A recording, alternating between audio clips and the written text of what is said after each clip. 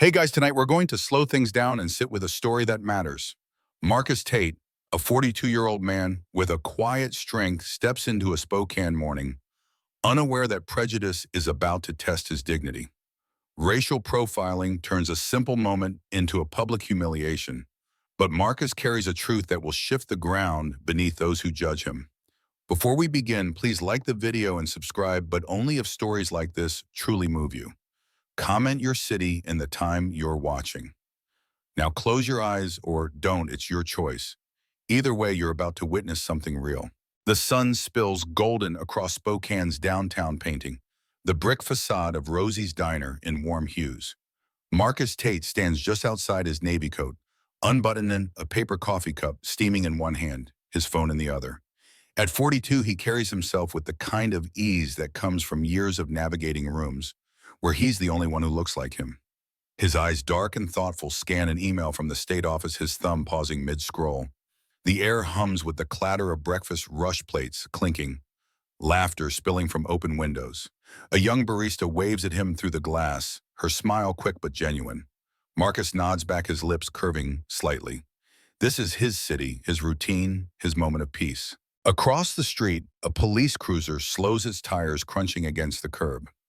Officers Daniel Hargrove and Sarah Klein, both in their late 30s, sit inside their radios crackling with a morning dispatch call. Black male, mid-30s to 40s, navy coat, possible loiterer near 4th and Main. The voice drones. Hargrove, broad-shouldered with a perpetual squint, tilts his head toward the diner. "That's our guy," he mutters, already unbuckling his seatbelt. Klein, her blonde ponytail tight, sips her coffee, her eyes narrowing. "Match is close enough," she says, voice flat. They step out, their boots heavy on the pavement, their badges glinting in the morning light. Marcus doesn't notice them at first. He's rereading a line about an upcoming audit, his brow furrowing slightly. The email is from the Washington State Office of Civil Accountability, where he serves as a senior consultant, a role few know about and fewer understand. His work is quiet, reviewing police reports, flagging patterns, ensuring the system doesn't swallow the powerless. But today he's just a man grabbing coffee, savoring the bite of espresso on his tongue. "Hey, hands, where we can see him." Klein's voice cuts through the morning, hum sharp and unyielding. Marcus looks up, startled, his phone nearly slipping from his hand. The street seems to pause, pedestrians. Slow heads turn, phones lift to record. Hargrove strides closer, his hand resting on his holster, his jaw set. "You heard her, don't move." Marcus's pulse quickens, but his face remains calm, his eyes steady. "I'm just standing here," he says, his voice low, measured, like someone used to diffusing tension. He raises his hand slowly, the coffee cup still in one, its steam curling into the air. "What's this about?" "You fit the description," Hargrove snaps, circling him. "Loitering, possible theft. Don't play dumb." His tone carries the weight of assumption, the kind Marcus has heard too many times in stores, on sidewalks, in the glances of strangers. It's the sound of a world that sees his skin before his story. "I'm waiting for my driver," Marcus replies, his words deliberate. "I've got ID receipts, everything." He gestures slightly toward his coat pocket, but Klein steps forward, her hand raised. "Keep those hands up," she warns, her voice edged with impatience. "We'll sort it at the station." The crowd grows. A delivery driver pauses his bike. An older woman clutches her purse, her eyes wide with unease. Marcus feels their stares, of familiar weight pressing against his chest. His jaw tightens, but he holds his silence, his gaze flicking briefly to the diner's window, where the barista watches her hand frozen on a rag. Some truths linger, waiting to be unveiled. He thinks, the thought steadying him like a heartbeat. Hargrove grabs Marcus's arm, spinning him against the cruiser. The coffee cup falls splashing dark across the pavement, its steam fading into the cold morning air. "You're resisting now," Hargrove says loudly, though Marcus's body is still unyielding, but not fighting. The cuffs click cold and tight around his wrists, and the crowd murmurs a low hum of unease and curiosity. Klein smirks, leaning close. "Funny how they always got a story," she says, loud enough for the onlookers. "Save it for the judge." Marcus says nothing. His eyes drop to the spilled coffee, its stains spreading like a shadow. He knows this script, the assumptions, the rush to judgment, the way a black man in a nice coat becomes a suspect before a person. But he also knows something they don't. His work, his authority, his quiet power. It's all waiting coiled, ready to shift the narrative. For now, he lets them lead him to the cruiser, his steps, even his face, a mask of calm. The door slams shut and the car pulls away, leaving the crowd to disperse their phones, still glowing with footage. Inside the cruiser, the air is stale thick with the scent of vinyl and old coffee. Hargrove drives his eyes flicking to the rearview mirror, where Marcus sits spine straight, staring out the window. Got anything to say? Hargrove asks, his tone mocking. Marcus's gaze doesn't waver. I want my phone call, he says, his voice as steady as stone. Klein snorts, twisting in her seat. Yeah, call your lawyer, buddy. We've heard that one before. Marcus doesn't respond. His fingers, still cuffed, rest lightly on his knees, a faint tremor betraying the storm beneath his calm. He's been here before, not in cuffs, but in moments where the world decides who he is without asking. At 16, a store clerk followed him through aisles, her hand on her radio. At 25, a professor questioned his presence in a lecture hall, assuming he'd wandered in. Each time he learned to hold his anger, to channel it into something sharper, patience, precision, purpose. Now, at 42, he carries that lesson like a blade honed and ready. The precinct looms ahead, a squat brick building with flickering fluorescent lights and a flag snapping in the wind. Inside the booking area is a chaos of ringing phones and tapping keyboards. Officer Tom Reyes, a tired man in his 50s, looks up from his desk as Hargrove and Klein march Marcus in. This the guy, Reyes asks, his voice heavy with routine. Hargrove nods. Loiterer, possible theft. Fit the call from Fourth. Marcus stands tall, his coat slightly rumpled, but his presence unshaken. I was outside a diner, he says, his tone even with coffee and a phone. Klein rolls her eyes. You doubting us, Reyes, she snaps. Reyes hesitates, his fingers pausing over the keyboard. Something about Marcus, the polished boots, the calm authority in his voice makes him glance twice at the screen. Address, Reyes asks. I'd like my call. Now, Marcus interrupts, his voice gentle but firm. Hargrove laughs a sharp bark. Attorney General on speed dial, huh? Go for it. He shoves Marcus towards a holding area, but Reyes doesn't laugh. His eyes linger on the screen, where Marcus's name pulls up an address tied to a state office. A flicker of doubt crosses his face, but he says nothing. The holding cell is cold, its walls scuffed gray, the bench hard under Marcus's weight. He sits not slouched, not stiff, just steady, his cuffed hands resting in his lap. The cuffs are a motif now, a symbol of the world's rush to bind what it doesn't understand. Outside, Hargrove leans against a vending machine, cracking open a soda. Guy thinks he's above it all, he says to Klein, who sips her coffee, her smirk fading slightly. Same old script, she replies, but her voice wavers as if she senses the ground shifting. Marcus closes his eyes, not in defeat, but in focus. He sees his mother's face, her hands calloused from years at a hospital desk, telling him, they'll try to shrink you, Marcus. Don't let them. He sees his first case at the state office, a young man detained for suspicious behavior, his record clean, but his spirit bruised. Each memory is a thread weaving the tapestry of his purpose. The cuffs may bind his wrists, but they can't touch his resolve. Down the hall, Reyes steps into a back office, his phone pressed to his ear. You sure about this one, he mutters into a secured line. The voice on the other end is clipped urgent. Marcus, still in the cell, opens his eyes. The fluorescent lights buzz overhead, a faint hum that feels like the pulse of something larger. Some truths linger waiting to be unveiled. For now, he waits, his silence louder than any protest, his strength a promise of what's to come. The precinct's holding cell smells of bleach and stale air, its gray walls absorbing the hum of distant radios. Marcus Tate sits on the metal bench, his navy coat folded neatly beside him, his cuffed hands resting on his knees. The cuffs, cold and unyielding, are more than steel. They're a symbol, a recurring motif of a world that binds before it questions. At 42, Marcus knows this weight not just from today, but from a lifetime of moments where his skin spoke louder than his story. His face remains calm, his dark eyes steady, but a faint tremor in his fingers betrays the anger he keeps leashed. Outside, the Spokane morning presses against the precinct's narrow windows, its golden light unable to pierce the fluorescent haze within. Officer Daniel Hargrove leans against the vending machine in the break room, his soda can sweating in his hand. Guy's got that look, he says to Sarah Klein, who stands nearby, her coffee cup tilted mid-sip. Like he's too good for this. Klein's lips twist into a half smirk, but her eyes flicker with unease. They always do, she replies, her voice sharp but less certain than before. Act like rules don't apply. Their laughter has forced a brittle sound that doesn't quite fill the room. Down the hall, Officer Tom Reyes sits at his desk, his fingers hovering over his keyboard. Marcus's name still glows on his screen, tied to an address in Olympia, the state capital. Reyes's brow furrows.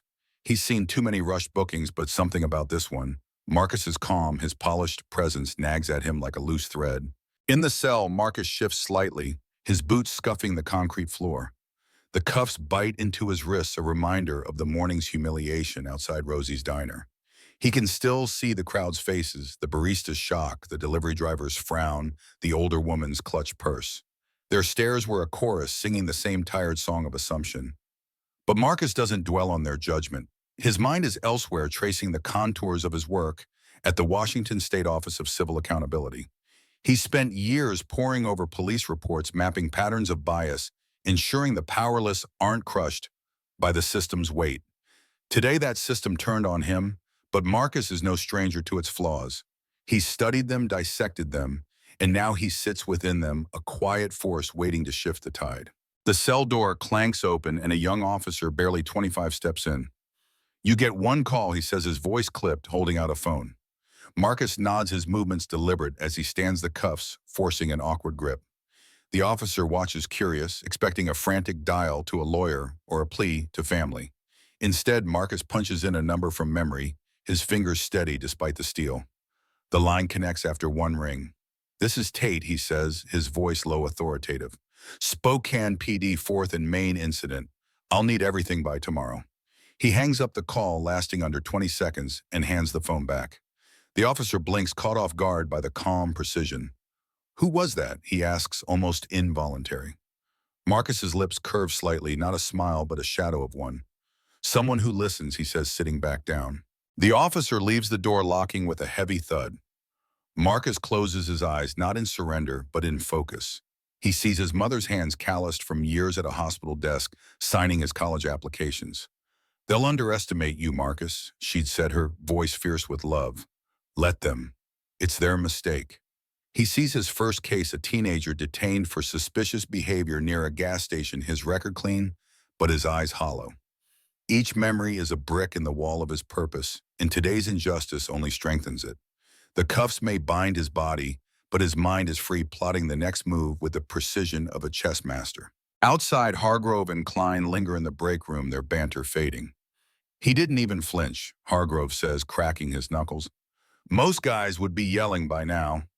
Klein shrugs, but her fingers tighten around her cup. "He's just playing tough." They all crack eventually. Her words are confident, but her eyes dart to the hallway where Reyes is now on a secured line, his voice hushed. "You sure about this one?" Reyes mutters, glancing at Marcus's file. The voice on the other end is sharp, urgent, mentioning a state liaison. Reyes's jaw tightens. He hangs up and types something into a restricted system, his fingers moving faster now. The precinct hums with its usual chaos, phones ringing, officers joking, a drunk in another cell shouting about his rights. But beneath the noise, a tension brews, subtle but growing. Hargrove notices it first when he passes the front desk and catches two sergeants whispering, their eyes flicking toward the holding area. Klein feels it when she steps into the squad room and finds a rookie staring at her, his gaze lingering a beat too long. Neither says anything, but the air feels heavier, like the moment before a storm breaks. They return to their paperwork, their pens scratching louder than necessary as if to drown out the unease. Marcus in his cell opens his eyes. The fluorescent lights buzz overhead, a constant drone that feels like the pulse of the system itself. He thinks of the diner, the spilled coffee staining the pavement, its dark spread a mirror to the assumptions that cuffed him. That stain is another motif, a mark of injustice that lingers waiting to be seen.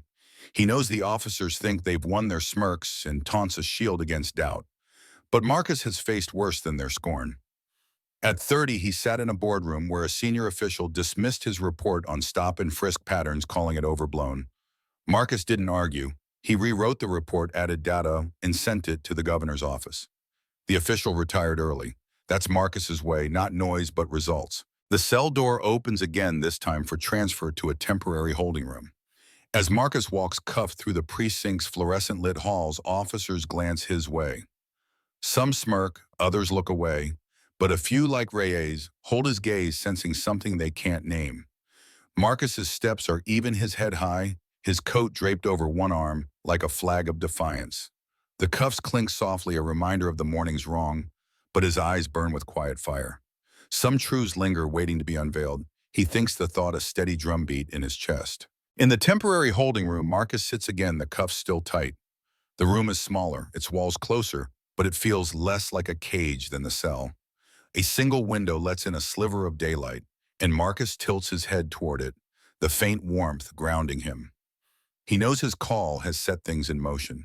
Files, pulled records, flagged a state official, now aware of his name. Hargrove and Klein don't know it yet, but their routine stop is unraveling thread by thread. Marcus doesn't need to shout or fight. His strength is in his silence, his patience, his certainty that truth will outlast their arrogance. Outside, the precinct's rhythm falters. Reyes steps into the captain's office, a manila folder in hand. "This guy's not just anyone," he says, his voice low. Captain Ellis, a grizzled man in his 50s, frowns, his fingers drumming the desk. "What's that mean?" he asks. Reyes slides the folder over Marcus's name, bold on the tab. "State office, civil accountability. They're already asking questions." Ellis's face hardens, but he says nothing, his eyes scanning the page. The precinct, for all its noise, feels suddenly small, as if the walls are listening. Marcus in the holding room lets his thoughts drift to Spokane's streets, the diner's warmth, the river's quiet flow, the city's pulse. He's fought for this place, for its people, for the ones who don't have his voice. Today he's one of them, cuffed and dismissed, but not for long. The cuffs, the spilled coffee, the system's weight, they're all part of the story, but not its end. Marcus's story is about what comes next, about the moment when silence becomes a verdict. The temporary holding room in the Spokane precinct is a box of faded beige, its single window slicing the afternoon light into a thin, dusty beam. Marcus Tate sits at a metal table, his navy coat draped over the chair's back, the cuffs still binding his wrists. The steel, now a familiar motif, presses against his skin, a cold reminder of the morning's injustice outside Rosie's diner. At 42, Marcus's face is a study in restraint. His jaw tight, his dark eyes steady, but a faint crease in his brow betrays the weight of the hours. The room hums with the distant clatter of the precinct, but here in this small space, time feels suspended, as if the world is holding its breath. Marcus doesn't slump or fidget. He sits tall, his presence a quiet defiance against the system that sought to shrink him. Outside, the precinct pulses with unease. Officer Daniel Hargrove paces the squad room, his boots scuffing the linoleum, his broad shoulders hunched. "Something's off," he mutters to Sarah Klein, who leans against a filing cabinet, her coffee long gone cold. "Guy's too calm." "Nobody's that calm." Klein's ponytail swings as she shakes her head, her voice sharp but brittle. "He's bluffing. Probably like some low-rent lawyer with a chip on his shoulder." But her eyes dart to the captain's office, where Officer Tom Reyes exited moments ago, his face grim, a manila folder tucked under his arm. The folder marked with Marcus's name is a silent alarm rippling through the precinct like a tremor before an earthquake. Marcus in the holding room lets his gaze drift to the window's sliver of light. The beam catches a speck of dust spiraling in the air, and he thinks of the spilled coffee on the diner's pavement. Another motif, a stain of assumption that lingers waiting to be seen. His mind traces back to his work at the Washington State Office of Civil Accountability, where he's spent years untangling the threads of systemic bias. Last month, he flagged a pattern in Tacoma, stops targeting young black men, vague descriptions, no charges. The report led to a training overhaul. Now he's the one stopped, the one cuffed, and the irony isn't lost on him. But irony isn't his focus. Action is. His call to the state liaison yesterday wasn't a plea. It was a signal, a flare sent into the night. The door creaks open and Captain Ellis steps in, his gray hair clipped short, his uniform crisp, but his eyes tired. He's followed by Reyes, who lingers near the door, his fingers twitching as if he wants to say something but can't. Mr. Tate Ellis begins, his voice gruff but cautious. "We're processing your release. Paperwork's taking longer than expected." Marcus tilts his head, his expression unreadable. "Paperwork," he repeats the word, heavy with unspoken questions. Ellis shifts his weight, his badge catching the light. "You'll be out soon," he says, but his tone lacks conviction, as if he senses the ground shifting beneath him. Marcus's lips curve slightly. Not a smile, but an acknowledgement. I'd like my coat back, he says, his voice low, deliberate. Ellis blinks, thrown by the request's simplicity. Reyes steps forward, handing the navy coat to Marcus, who takes it with cuffed hands, his movements graceful despite the steel. The coat, another thread in the story's tapestry, is more than fabric. It's a symbol of his dignity, rumpled but unbroken. Thank you, Marcus says, his eyes locking with Reyes for a moment. Reyes looks away, his throat bobbing as if he sees something in Marcus he can't name. Ellis clears his throat. We followed protocol, he says, unprompted, his words defensive. Marcus doesn't respond immediately. He drapes the coat over his lap, smoothing a crease with his thumb. Protocol, he says, finally, his voice soft but piercing, doesn't always mean justice. The words hang in the air, a quiet challenge that makes Ellis's jaw tighten. He turns to leave, motioning for Reyes to follow, but the door's slam feels less like authority and more like retreat. Alone again, Marcus leans back, the cuffs clinking softly. He thinks of his mother, her voice echoing from years ago. They'll try to shrink you, Marcus. Don't let them. He thinks of the teenager in Tacoma, whose hollow eyes still haunt him, a reminder of why he does this work. Each memory is a stone in the foundation of his resolve, and today's injustice only adds to its weight. He knows the precinct is rattled, Hargrove's pacing, Klein's forced bravado, Rhea's doubt. They sense it too, the shift, the crack in their armor. Marcus doesn't need to shout or fight. His strength is in his silence, his certainty that truth will outlast their assumptions. In the squad room, Hargrove stops, pacing, his hands on his hips. What's with Reyes, he asks Klein, his voice low. He's acting like we cuffed the governor. Klein shrugs, but her fingers drum the cabinet, betraying her nerves. Reyes is soft, she says, but her eyes flick to the captain's office, where a fax machine whirs, spitting out a document from Olympia. The paper stamped with the state seal lists Marcus's credentials, senior consultant, civil accountability. Reyes reads it, his face paling, and slips it into the folder. He doesn't share it with Hargrove or Klein, but his silence speaks louder than words. The precinct's rhythm falters further. A rookie officer, overhearing a sergeant's hushed call about state oversight, pauses mid-report. His pen frozen. Two detectives in the break room lower their voices when Klein walks by, their eyes avoiding hers. The air feels charged, like the moment before lightning strikes. Hargrove notices it, his squint deepening. This is bullshit, he mutters, but his voice lacks its usual fire. Klein doesn't reply. She's thinking of Marcus's call, his steady tone, the way he didn't flinch. He's nobody, she says, more to herself than Hargrove, but the words sound hollow, like a prayer that won't take. Marcus in the holding room shifts his gaze to the table, its surface scratched with years of names and curses. He traces one with his eyes, J carved deep, and wonders who Jay was, what brought him here, whether he walked away whole. His work is for the Jays of the world, the ones whose stories are buried under protocol. Today he's one of them, but not for long. The fax from Olympia is just the beginning, a ripple that will grow into a wave. Marcus knows it, feels it, in the quiet pulse of his resolve. Some truths linger, waiting to be unveiled. He thinks the thought a steady anchor in the storm. The door opens again, this time for transfer to a release area. As Marcus walks cuffed through the precinct's halls, the fluorescent lights cast long shadows, his silhouette sharp against the linoleum. Officers glance his way, some with smirks, others with curiosity, a few with something like respect. Hargrove, catching sight of him, stops short, his soda can denting in his grip. He's out already, he mutters to Klein, who frowns, her arms crossing tightly. Paperwork my ass, she says, but her voice wavers as if she senses the tide turning. In the release area, Marcus sits again, the cuffs still on the navy coat across his lap. A clerk, a young woman with tired eyes, processes his forms, her fingers hesitant as she glances at his file.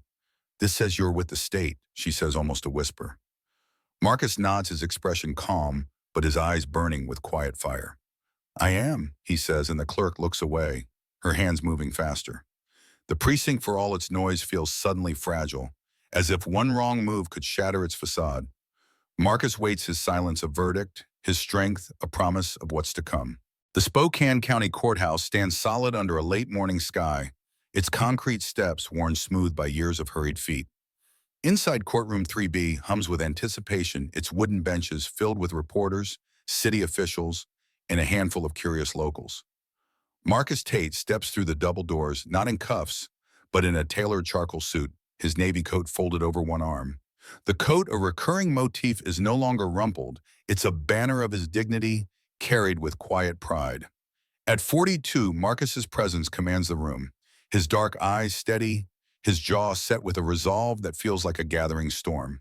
The fluorescent lights overhead cast a sharp glow, but the sunlight streaming through high windows bathes him in warmth, as if the world itself is aligning with his truth. Officers Daniel Hargrove and Sarah Klein sit near the front, their uniforms pressed, their badges gleaming, but their faces betray unease. Hargrove's broad shoulders hunch slightly, his squint deeper than usual, while Klein's fingers twist a pen, her ponytail tight as her nerves. They expect a routine hearing, the quick testimony, a loitering charge, maybe a fine. He'll show up with some cheap lawyer. Hargrove mutters, his voice low. Klein nods, but her eyes dart to the judge's bench where a nameplate reads, Special Advisor Marcus Tate, State Office of Civil Accountability. Her breath catches a flicker of doubt cracking her bravado. The bailiff calls the room to order, his voice cutting through the murmur. This is a procedural review regarding an incident on 4th and Main, Judge Evelyn Harper announces, her silver hair pulled back, her gaze piercing. Mr. Tate will serve as advisory counsel for the state. Hargrove's head snaps up his soda can grip, tightening on his knee.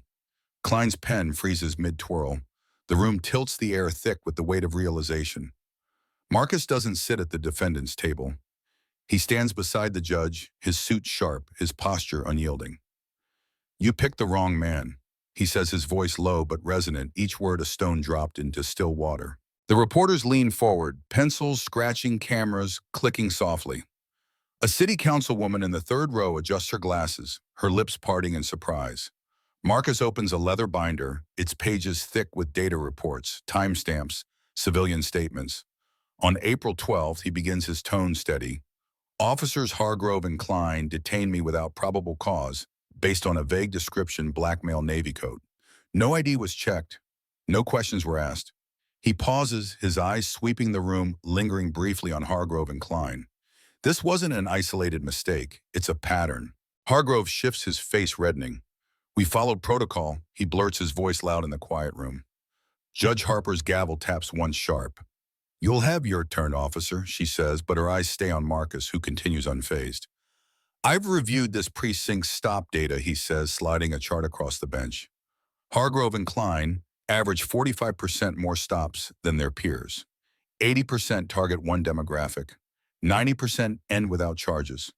The numbers land like blows, each one stripping away the officer's shield of protocol. Klein's pen drops clattering on the floor. She doesn't pick it up. Her eyes, usually sharp with defiance, are wide, searching for an anchor. Marcus's voice softens, but its edge remains. I wasn't special that day, he says. I was just a man outside a diner holding coffee. But you decided that was enough. The words echo a quiet indictment, not just of the officers, but of the system that enabled them. The spilled coffee, another motif, flashes in his mind, its dark stain on the pavement, a mirror to the assumptions that cuffed him. Now that stain is exposed, laid bare under the courtroom's light. A civilian steps forward. A man named Jamal Carter stopped by Hargrove 2 years ago for suspicious behavior while walking home from a night shift. They cuffed me in front of my kid, Carter says, his voice trembling, but clear. No charges, no apology. His testimony, simple and human, cuts deeper than any argument. Another follows a woman, Lena Price, detained for matching a description while shopping. I lost my job over it, she says, her eyes locked on Klein. The room feels smaller, the air heavier, as if the walls themselves are listening. Marcus steps back. His binder closed his roll, not to accuse, but to illuminate. This isn't about one stop, he says, his voice a steady pulse. It's about a system that lets patterns go unchecked. Some truths linger, waiting to be unveiled. The phrase, a thread woven through his story, lands with finality, a promise kept. Judge Harper leans forward, her fingers steepled. Officers Hargrove and Klein, she says, step forward. They rise stiff and slow, their boots heavy on the polished floor. Hargrove's hands clench, his knuckles white, while Klein's arms cross tightly as if to shield herself. Explain your reasoning. Harper says, her tone neutral, but unyielding. Hargrove clears his throat, his voice unsteady. We got a call, black male navy coat. He didn't comply fully. Klein nods, her voice sharper but thin. He was evasive. We acted on the information we had. Marcus doesn't interrupt. He stands, his coat still over his arm, his silence louder than their words. Harper turns to him. Mr. Tate, any clarifying points? Marcus steps forward, his eyes locking with Hargrove's for the first time. In my work, he says, I see the same phrases fit the description. Non-compliant. They're not just words. They're a script that costs people their dignity. He pauses, letting the weight settle. You didn't ask my name. You didn't check my ID. You assumed, and that assumption has a cost. The room is still, the reporter's pencils silent, the councilwoman's glasses fogging slightly. Harper nods, her face unreadable. I'm authorizing an internal review, she says. Hargrove and Klein, you're suspended pending further investigation. The precinct's stop data will be audited. Hargrove's face drains of color, his shoulders sagging. Klein stares at the floor, her arms uncrossing, her defiance crumbling. The gavel falls a soft crack that feels like a door slamming shut. Marcus gathers his binder, his movements deliberate, his coat now over his shoulder. He doesn't gloat or linger. He walks toward the exit, his steps, even his presence a quiet thunder. Reporters swarm, their questions a blur. Mr. Tate, will you pursue charges? Is this a win for oversight? But Marcus raises a hand, his smile faint but firm. This isn't about me, he says. It's about what comes next. He steps into the hallway, the sunlight spilling through the courthouse windows, bathing him in gold. Outside the courtroom, Hargrove and Klein stand frozen, their badges suddenly heavy. What the hell just happened? Klein whispers, her voice raw. Hargrove shakes his head, his squint gone, his eyes hollow. We picked the wrong guy, he says, the words barely audible. The precinct, their shield for years, feels distant now. Its walls no longer protective, but porous, letting truth seep through. Marcus pauses in the hallway, his coat catching a breeze from an open window. He thinks of the diner, the spilled coffee, the cuffs, all symbols of a world that tried to bind him. But he also thinks of his mother, her calloused hands signing his future, and the teenager in Tacoma, whose eyes he'll never forget. His work isn't done, but today he's shifted the narrative, exposed the cracks, and reminded a city that justice isn't a gift, it's a demand. The courthouse hums behind him, its rhythm changed, its pulse, now beating to a different truth. The Spokane skyline softens under a late afternoon glow, its river glinting like a ribbon of glass beyond the courthouse steps. Marcus Tate stands at the edge of the plaza, his charcoal suit still crisp, his navy coat slung over one shoulder. The coda motif woven through his ordeal is no longer a shield, but a quiet testament to his unbroken dignity. At 42, his face carries the weight of the day, his eyes deep with resolve, his jaw steady but softened by a faint private relief. The air smells of cedar and distant rain, and the city hums around him, unaware of the seismic shift he's set in motion.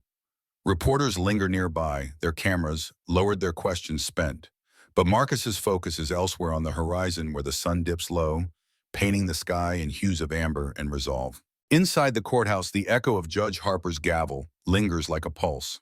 Officers Daniel Hargrove and Sarah Klein remain in the hallway, their uniforms suddenly ill-fitting, their badges heavy with scrutiny. Hargrove's broad shoulders slump, his squint replaced by a hollow stare, while Klein's arms hang limp, her ponytail loosening as if her defiance has unraveled. Their suspension as official badges stripped, duties halted, an audit looming over their precinct like a storm cloud. The news ripples through Spokane's streets, not with fanfare, but with a quiet insistence. A whisper in coffee shops and barbershops, the system blinked, and Marcus Tate made it happen. Marcus steps forward, his polished shoes clicking against the plaza's stone. He thinks of the spilled coffee outside Rosie's diner, its dark stain, a motif that marked the morning's injustice. That stain is gone now, washed away by time, but its memory fuels him, a reminder of why he fights. His work at the Washington State Office of Civil Accountability isn't about headlines. It's about the slow, steady work of dismantling patterns like the ones that cuffed him, that targeted Jamal Carter, and Lena Price, that left scars on the powerless. Today, those patterns cracked, exposed under the courtroom's light, and Marcus feels the weight of that victory, not as triumph, but as responsibility. Across town, the precinct is quieter than usual. Officer Tom Reyes sits at his desk, his fingers idle over a keyboard, the manila folder with Marcus's name now locked in a drawer. He thinks of Marcus's calm, the way he carried his coat like a flag, and wonders what else he's missed in years of routine. In the break room, rookies glance at a new poster, Civil Accountability Hotline, Confidential. One pauses, his eyes lingering as if seeing the job differently. Captain Ellis in his office reviews the audit notice from Olympia, his jaw tight but his resolve shifting. Change is coming, not loud but persistent, like water carving stone. Marcus's phone buzzes, a text from his mother. Proud of you, always knew you'd stand tall. He smiles, a rare softness breaking through his stoic mask. He thinks of her calloused hands signing his college applications, telling him, they'll underestimate you, Marcus. Let them. He thinks of the teenager in Tacoma whose hollow eyes drove him to this work, and of Carter and Price, whose voices carried weight in the courtroom. Their stories, like his, are threads in a larger tapestry, one Marcus weaves with every report, every review, every moment he refuses to be silenced. The plaza empties, their reporters drifting away, their stories already taking shape online. Spokane man exposes police bias in stunning courtroom twist. But Marcus doesn't read them. He slips his coat on its fabric smooth against his shoulders and walks toward the riverfront. The cuffs, another motif, are gone, but their memory lingers, a reminder of how easily the world binds what it doesn't understand. He stops by the water, its surface catching the sunset, and lets the moment settle. Some truths linger, waiting to be unveiled. He thinks the phrase, a final thread tying his story together. In the weeks that follow, Spokane shifts subtly. The precinct rewrites its training manual, adding real case studies. Marcus is among them. Recruits now face a new question. Can you admit a mistake before it defines you? Hargrove takes a desk job and records, his laughter quieter, his eyes distant. Klein leaves for a small town in Idaho, her social media silent, her defiance buried under the weight of accountability. Carter receives a letter from the mayor's office, an apology not loud but sincere. Price gets a call from a city attorney offering mediation, a step toward healing. These are not grand gestures, but they matter, quiet ripples from Marcus's stand. Marcus boards a plane to Olympia the next morning, another city, another review his work, a constant motion. He doesn't seek applause or pedestals. He seeks consequences for the powerful as much as the powerless. In a nation built on second chances, he's carved a space for truth where dignity isn't a privilege, but a right. His victory isn't revenge, it's a mirror held up to a system that must look at its flaws. As he walks away from the courthouse, his silhouette strong against the Spokane sunset, the city feels different, its conscience stirred, its heart a little more open. The river flows on, steady and unyielding, like Marcus's resolve. Justice doesn't always shout. Sometimes it walks quietly, carrying a coat and a truth too heavy to ignore. Spokane will remember this day not for its noise, but for its clarity, for the man who stood tall and showed a city what accountability looks like. Some will learn, some will resist, but the story is out, a seed planted in the cracks of a system that's starting to shift. Marcus's work continues, city to city, truth to truth, ensuring the next stain, the next cuff, doesn't go unseen.